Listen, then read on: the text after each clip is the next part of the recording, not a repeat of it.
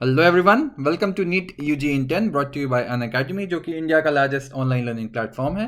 यहाँ आपको मिलती हैं daily live classes, live test and quizzes, structured courses and unlimited access हमारा जितना भी मटेरियल है एंड जितने भी वीडियो लेक्चर्स हैं उनके।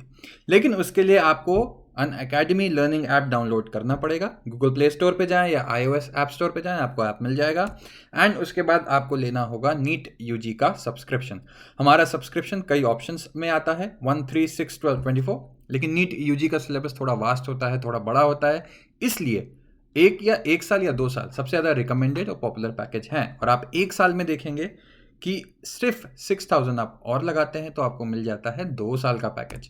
ऑन टॉप ऑफ दैट आप मेरा कोड LOVE10 ये यूज़ करते हैं तो आपको मिलता है एक्स्ट्रा 10% ऑफ जो भी बेस प्राइस थी।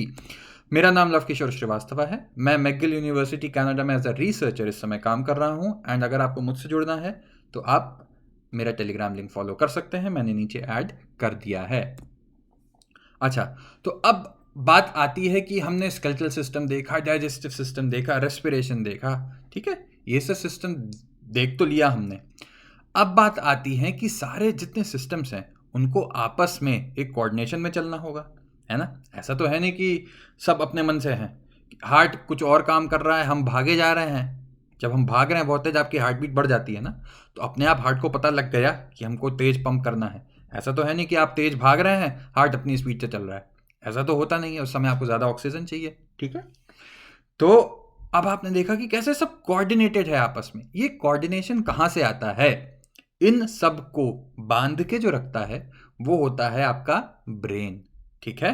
मेन चीज तो ब्रेन हो गई, लेकिन इनके अलावा एक और चीज होती है जिसको बोलते हैं हॉर्मोन्स का सिस्टम, जो आपके एंडोक्राइन, वो ग्लैंड्स, हार्मोन वाली ग्लैंड्स को एंडोक्राइन बोलते हैं। तो न्यूरल सिस्टम, न्यूरल यानी ब्रेन, और एंडोक्राइन सिस्टम यानी कि हार्मोन्स वाला सिस्टम, ये दोनों मेन पूरी बॉडी में जितना भी कोऑर्डिनेशन होना है, मेन बॉस होते हैं ये दो। और ब्रेन तो खैर ब्रेन है ही है, ठीक। अब बात कर लेते हैं हम कि कोऑर्डिनेशन एग्जैक्टली क्या था। हमने बताया ही कि बॉडी में 2 से ज़्यादा ऑर्गन्स हैं, आपस में समझना चाहिए ना, उनको आपस में तालमेल होना चाहिए कि भाई तुम तेज हो जाओ, अब हम तेज हो गए हैं, बॉडी को ज़रूरत है। तो सबको एक साथ एक ही कोऑर्डिनेशन में चलना होगा ना। ऐसा तो है नहीं कि जब हम दौड़ रहे हैं आपको दिखता है कि हमारी ब्रीदिंग भी बढ़ जाती है, साथ साथ हार्ट रेट भी बढ़ जाता है। तो देख रहे हैं ना आप, कैसे ब्रीदिंग बढ़ गई, कैसे हार्ट रेट बढ़ गया। तो सब एक साथ काम कर रहे हैं। अब आप मान लीजिए कि हम ब्रीद ही नहीं कर पा रहे उस समय, ठीक है, हार्ट तेज चल रहा है, तो फायदा क्या होगा जब अंदर ऑक्सीजन ही इतनी नहीं जा रही। तो ये सब चीजें एक सुचारू रूप से एक कोऑर्डिनेशन में चलनी चाहिए। अच्छा, अब एग्जाम्पल, बेस्ट एग्जाम्पल जो मैं आपको तब से बता रहा हूं कि आप रेस में पार्ट ले रहे हैं, ठीक है, रेस में आप भाग रहे हैं, पूरा फर्स्ट आना है आपको, पूरी जान लगा के आप भाग रहे हैं। तो अब क्या होगा, आपकी बॉडी को जितनी ऑक्सीजन चाहिए थी नॉर्मल, आप बैठे हुए हैं अभी भी आपको ऑक्सीजन चाहिए, अब आप भाग रहे हैं रेस में फर्स्ट आने के लिए तब भी आपको ऑक्सीजन चाहिए, ठीक है। लेकिन फर्क है, जब आप बैठे हैं तब आपकी ऑक्सीजन डिमांड इतनी नहीं है जितनी कि जब आप भाग रहे हैं, तभी तो आपकी तुरंत सांस फूलने लगती है, आप बहुत तेज तेज सांस लेते हो, हार्ट रेट बढ़ जाता है। तो अब एक एक करके देखते हैं कि उससे होगा क्या। आपकी सप्लाई की ऑक्सीजन बढ़ गई, बढ़नी चाहिए क्योंकि अब आपको ऑक्सीजन चाहिए, सप्लाई। अब क्या होता है कि जो सप्लाई ऑफ ऑक्सीजन है वो कैसे आएगी, रेट ऑफ रेस्पिरेशन बढ़ जाएगा, हार्ट बीट बढ़ जाएगी, ब्लड फ्लो बढ़ जाएगा, है ना। क्योंकि अब जो आपकी सेल्स हैं वो ज़्यादा काम कर रही हैं, ज़्यादा काम कर रही हैं, इसको ज़्यादा एनर्जी चाहिए। एनर्जी कहाँ से आती है? एटीपी से। एटीपी से तो आती है, लेकिन रेस्पिरेशन में ऑक्सीडेशन होता है ना उसका, ऑक्सीजन चाहिए तभी वो एनर्जी मिलेगी। अगर आप ऑक्सीजन बंद कर देंगे तो रेस्पिरेशन का जो ऑक्सीडेटिव फेज है वो चलेगा ही नहीं, तो एटीपी जनरेट होगा ही नहीं जितना आपको चाहिए। तो अब क्या हो गया, आपको समझ में आ गया कि कैसे एक अच्छा कोऑर्डिनेशन में काम कर रहा है। ओके, ब्रीदिंग भी हो रही है, उधर से हार्ट बीट भी आ रही है, ब्लड वेसल्स को भी फ्लो जो बढ़ाना है वो भी बढ़ जा रहा है, ठीक है। एक चीज़ कैसे कैसे सब एक इंटरैक्टेड वे में चल रही है। अब जैसे ही आप अपनी नॉर्मल कंडीशन में आ गए तो धीमे धीमे धीमे हार्ट नॉर्मल होने लगेगा, ब्रीदिंग नॉर्मल होने लगेगी, है ना। तो पता कैसे चलता है ये सब, बॉडी को पता भी तो चल रहा है ना।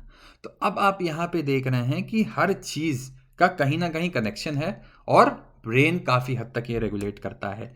तो अब आपको ये पॉइंट आपने देख ही लिया पहले। तो और ये जो मैंने शुरुआत में बताया था कि न्यूरल यानी ब्रेन का सिस्टम और एंडोक्राइन सिस्टम ज्वाइंटली कोऑर्डिनेट करते हैं ये सब एक्टिविटीज़ की एक सिंक्रोनाइज्ड वे में चलता रहे। तो अब आपको समझ में आ रहा होगा ब्रेन का यूज़। और जो इवन एंडोक्राइन सिस्टम है वो भी बहुत इंपॉर्टेंट होता है इस कोऑर्डिनेशन के लिए, ठीक है।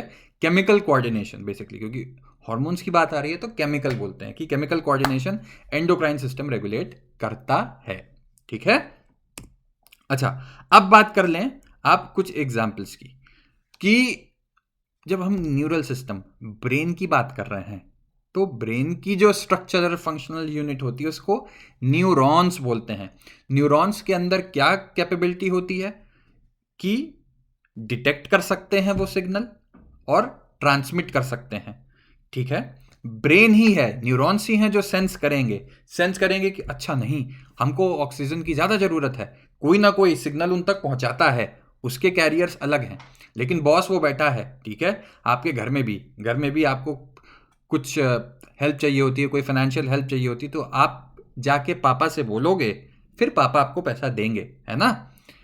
तो यही चीज़ हो गई, कोई ना कोई मैसेज कैरी करता है ब्रेन जो बॉस है, फिर ब्रेन को जो करना है ब्रेन वो करेगा।